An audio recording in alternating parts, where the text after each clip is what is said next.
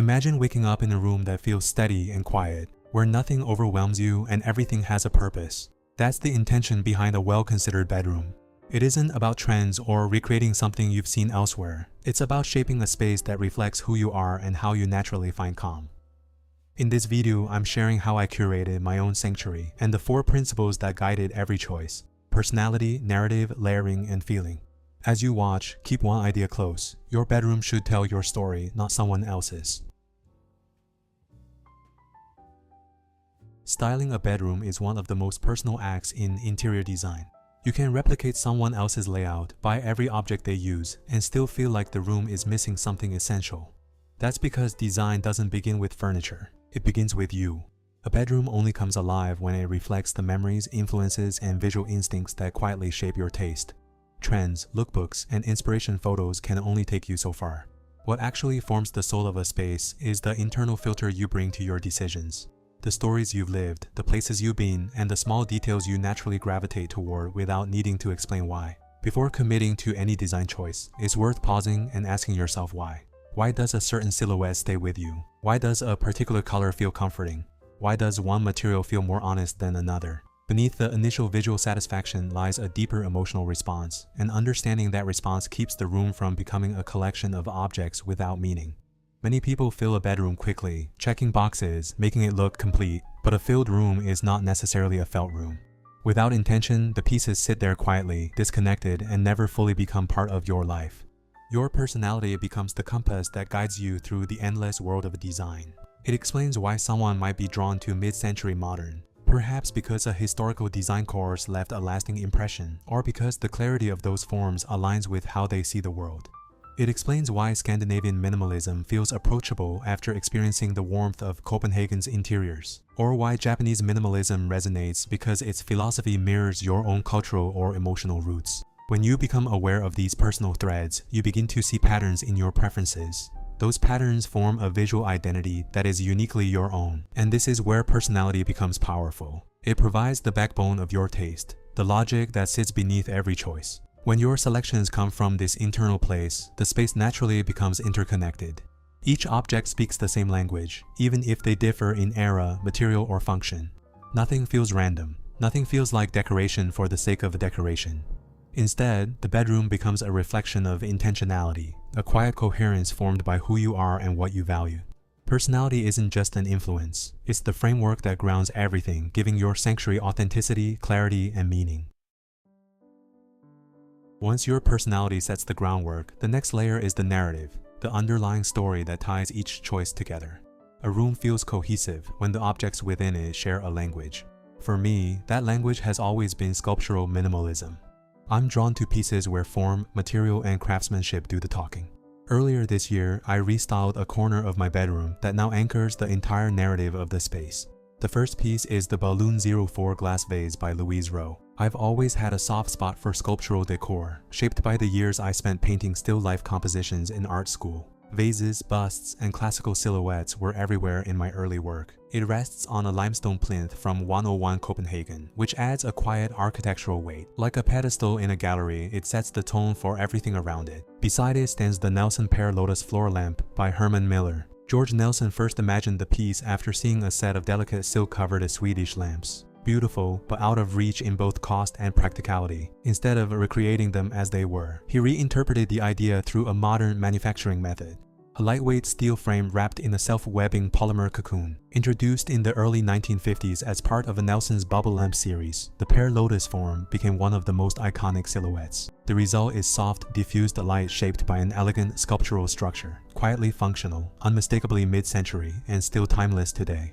And finally, the Tafla 06 mirror by Zieta Studio, a piece that brings a playful contrast through its inflated, reflective form. It reminds me of the same material paradoxes Jeff Koons explored, which left a strong impression on me during my early design studies. Together, these pieces tell a story that feels personal, a blend of past experiences, inspiration, and memories that shaped my eye. That's the power of narrative in a sanctuary. It brings coherence to the things you love. Layering a bedroom well begins with scale. Large foundational pieces shape the architecture of the space, while smaller elements introduce rhythm and nuance. The bed, naturally, anchors everything.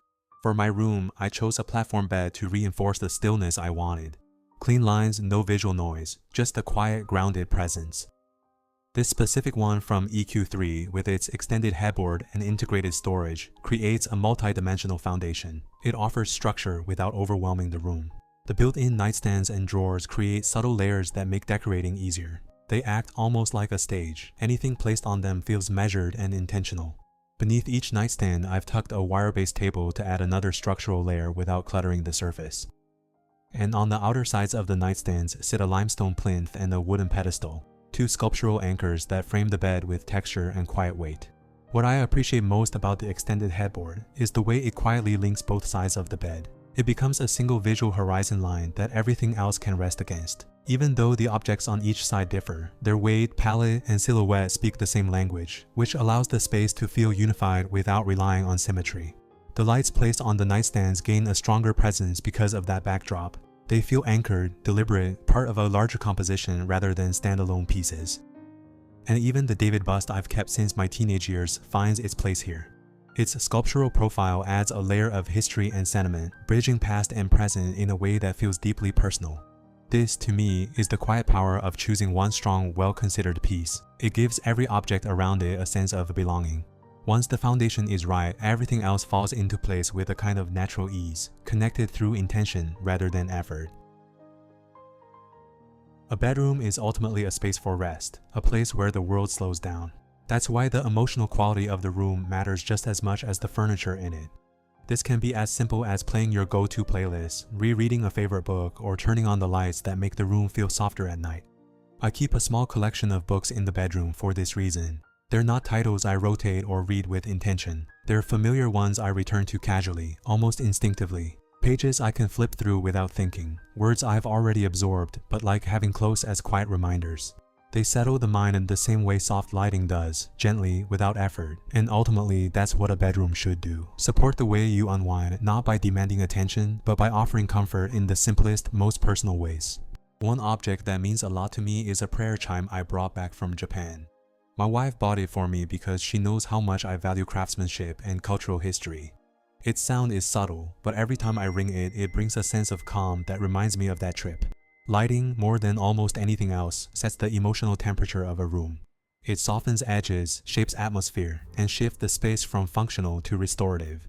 In the bedroom, this matters even more. The lighting becomes the final layer that determines how the space feels when the day settles.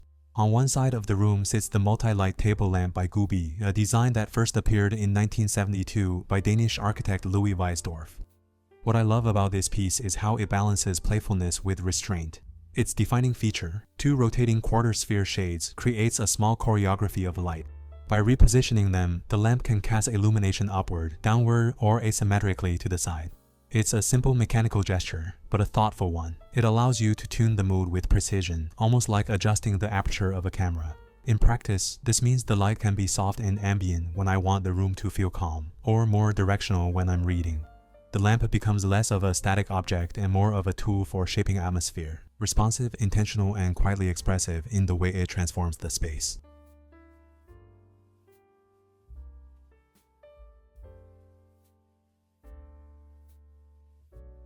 From grounding your space in personality to shaping its narrative, layering it thoughtfully, and considering how it makes you feel, every choice builds a bedroom that reflects you with honesty. You can decorate with anything you find beautiful, but the spaces that stay with you are the ones rooted in your own story. Once that foundation is in place, color theory, materials, and visual balance all become intuitive. In the end, decorating a bedroom isn't about trends or what's popular. It's a quiet form of self-reflection, a way to understand yourself through the objects you choose and the atmosphere you create. And when you approach it with intention, everything else naturally falls into harmony. The intention of this video is simply to share my own stories and the 4 principles that helped me uncover my own sanctuary narrative, so that styling a bedroom can feel effortlessly yours. I hope you're able to take what resonates from this process and shape a space that reflects your aesthetic, your rhythm, and the stories you want to live with. See you in the next one.